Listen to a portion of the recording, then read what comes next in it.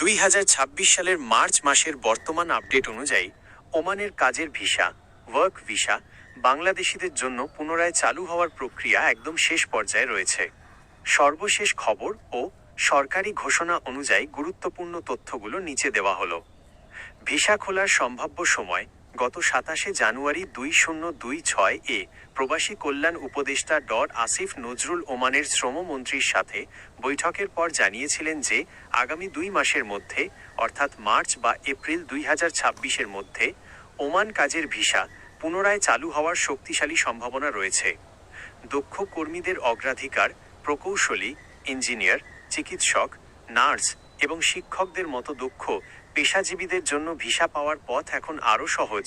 আপনি যদি এই ধরনের কোনো পেশার সাথে যুক্ত থাকেন তবে আপনার জন্য সুযোগ বেশি। সাধারণ কর্মীদের আপডেট, অদক্ষ ও আধাদক্ষ কর্মীদের ওপর যে সাময়িক নিষেধাজ্ঞা ছিল তা প্রত্যাহারের বিষয়টি ওমান সরকার এখন ইতিবাচকভাবে বিবেচনা করছে।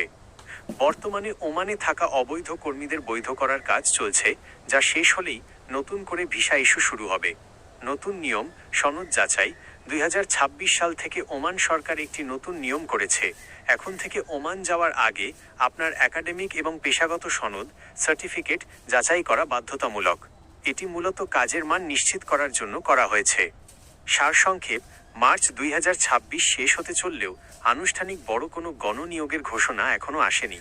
তবে আগামী কয়েক সপ্তাহের মধ্যেই সুসংবাদ পাওয়ার জোরালো আভাস রয়েছে। আপনি কি বিশেষ কোনো কোম্পানি বা ভিসার অফার, যেমন আপনার বর্তমান নির্মাণ প্রকল্প বা ইঞ্জিনিয়ারিং রিলেটেড কিছু পেয়েছেন?